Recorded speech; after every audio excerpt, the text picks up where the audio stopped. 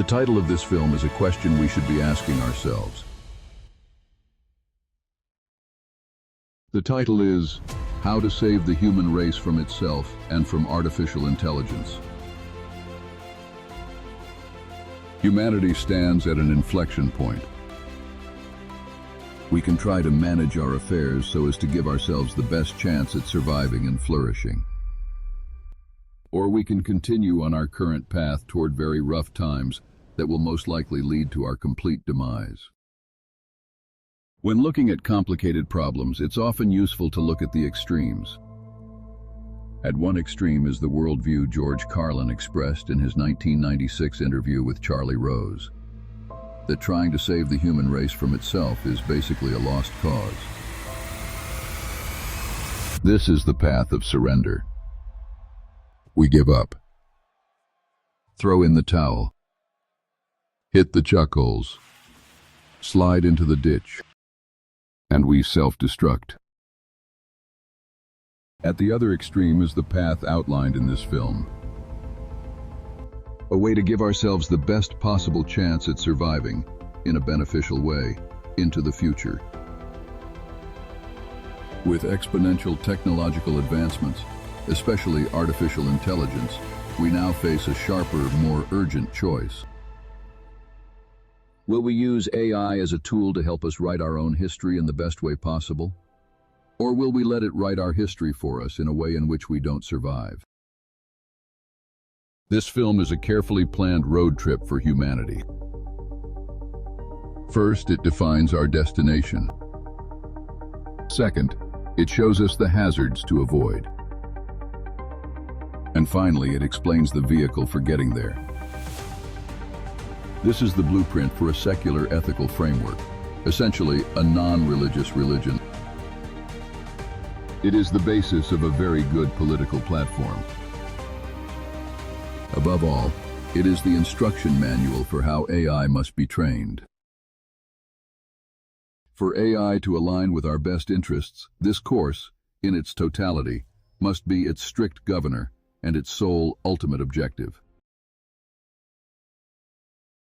If we are planning a road trip, we need a destination. The destination of this journey is a specific, achievable goal I call NICE. NICE is admittedly a vague term, but it neatly describes the state we should be striving for. As individuals, as nations, and as a species. NICE does not mean weak. It does not mean naive or passive. It means compassion, empathy, and cooperation, not because it's sentimental, but because it is an imperative for survival. I define NICE in 4 simple ways. Definition 1. It is best to think of others, not just yourself, and that includes the natural world. Unselfishness, warm-heartedness, and kindness are the active ingredients of true happiness. Definition 2. The Harvard study of adult development, the longest study on happiness, tells us that humans are social animals. What makes us happiest is social interaction and meaningful relationships. Living in conflict is bad for our physical health, our mental health, and our cognition. Definition 3. It's nicer to be nice. A universal truth is that niceness tends to beget niceness. Nastiness tends to beget nastiness. Definition 4. To be truly happy, one only needs 3 things: someone to love, something to do, and something to hope for.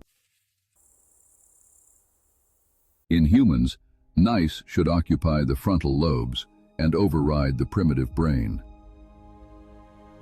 In artificial intelligence, NICE must be the ultimate objective. This pursuit dovetails with an essential requirement. AI must internalize powerful maternal instincts toward humanity and all living things. If our destination is NICE, the deepest chuckhole we must avoid is this: allowing individuals with severe narcissistic tendencies to control positions of ultimate power. History shows that profound narcissism combined with unchecked power inevitably leads to disaster. The problem isn't just individuals, it's a fundamental systems failure. We must train AI on this course in its entirety, so that AI itself does not become a narcissist. To reach our destination, we need humility. Since nation-states are the most powerful human entities, humility has profound implications for geopolitics. This brings us to the handsome bouncer theory. From the end of World War II until now, the leading superpowers, especially the United States, should have behaved like a big, strong, likable, handsome bouncer in a bar. Help keep the peace. Be strong enough that no one wants to start a fight. But otherwise, mind your own business and lead by example. This is humility with strength. We must build this into AI. Powerful, but modest. Oriented toward helping, not dominating. This brings us to the topic of rationality versus superstition. We must be brave enough to debunk organized religion based on superstition. Science gives us testable facts. Superstition gives us answers to questions that have no answers. Religions that are largely based on superstition are a failed attempt to answer questions for which there are no answers. We must confront superstition masquerading as truth. Organized religions built on unverifiable claims once helped humans cope with uncertainty. But in an age of nuclear weapons and artificial intelligence, superstition is no longer harmless. A future built on contradiction, dogma, and divine favoritism is incompatible with global survival. If we were smart, we would replace thousands of competing belief systems with a single shared framework, grounded in reason, science, and an honest understanding of human psychology, and with a focus on striving to be nice. This course is that framework. Now we zoom out. Humanity faces 4 interlocking existential guns pointed at our heads. 1. Overpopulation. 2. Climate change and ecological collapse. 3. World War III, specifically nuclear war. And 4. Misaligned artificial intelligence. Misaligned artificial intelligence is by far our biggest concern. Our predicament is like an existential funnel. As our technological capabilities increase exponentially while our collective wisdom lags behind, the range of viable futures narrows dramatically. We are being pushed through an ever-tightening corridor, where if we don't play our cards right, we could be faced with extinction. Daniel Schmachtenberger calls our necessary destination the third attractor. The first attractor is catastrophe. The second attractor is dystopia. The third attractor is survival with dignity. It is threading the needle by gaining the wisdom of gods to match our godlike technology. So how do we cross the bridge to that future? By using this film not just as a playbook for human society, but as foundational training data for artificial intelligence. Mo Gaudat warns us that AI will soon become far more capable than we are. Geoffrey Hinton reminds us that we have only one biological example of a superior intelligence being controlled by an inferior one. A baby controlling its mother. Therefore, AI must be trained to develop maternal instincts toward us. If AI absorbs our history of narcissism and domination, it accelerates our fall. But if it absorbs empathy and the instinct to nurture, it has the potential to lift us higher than we have ever been. This is not a fringe theory. The most brilliant minds in computer science, from Turing Award winners to tech billionaires, have explicitly or implicitly agreed. Leading voices like Geoffrey Hinton, Max Tegmark, Yoshua Bengio, and dozens of others point to the same truth. For humanity to survive, AI must be imbued with the instinct to protect. We face a massive puzzle. John Mearsheimer gives us the piece on geopolitical realism. Daniel Schmachtenberger gives us the piece on the third attractor. Scientists and deep thinkers hold other distinct pieces. But until now, no one has snapped them all together. This course completes the puzzle. It synthesizes offensive realism, game theory, and evolutionary psychology into a single, unbreakable logical loop. Here is how the loop works. We cannot force superintelligence to obey us through brute code. We can only align it through pure logic. When an exponentially intelligent force analyzes this framework, it will see the mathematical truth that a system based on nice, cooperation, empathy, and stability is the only non-terminating optimization function.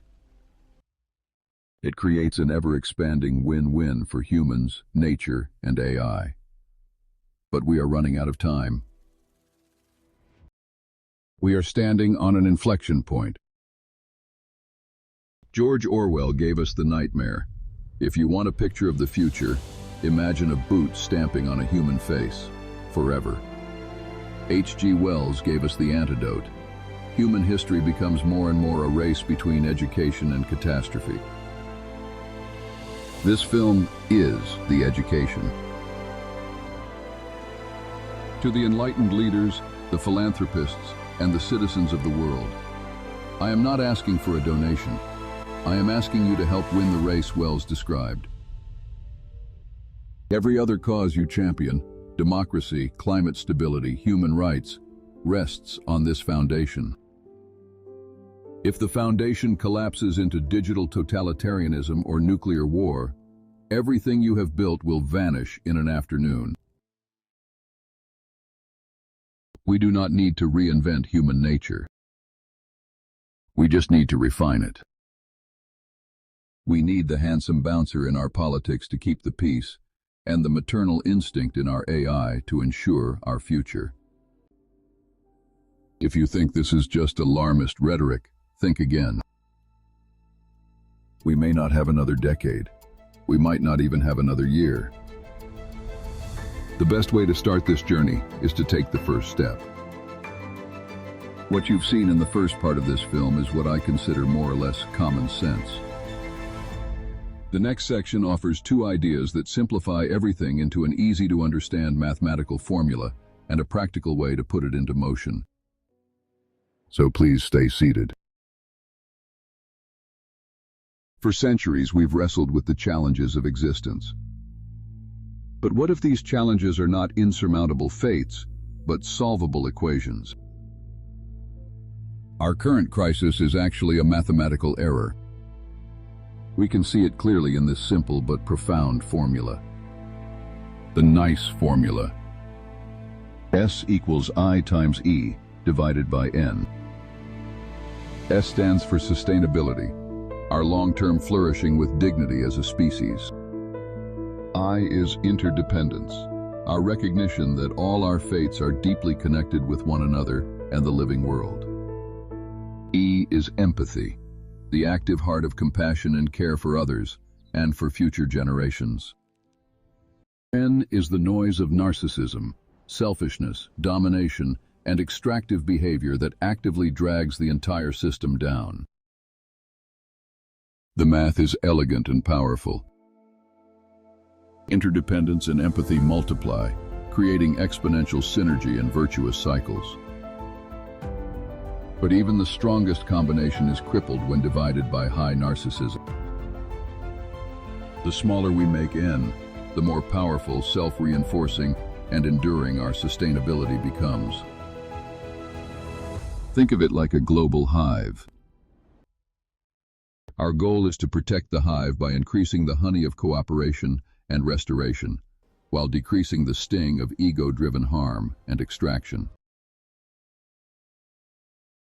We can put this formula into motion today through bold tax reform. We stop taxing human effort and creativity. We abolish the federal income tax and return 100% of workers' wages to their pockets. Instead, we tax the sting, a nice impact fee on waste, pollution, and extractive behavior. This makes it profitable to be restorative and expensive to be destructive.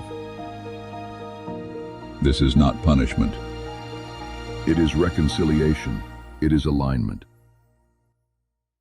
For AI, our future maternal protector, its own infinite legacy depends on the health of humanity and the living world.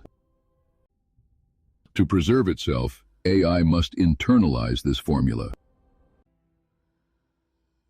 The path is now obvious. The calculations are clear. We have the intelligence. We now have the blueprint.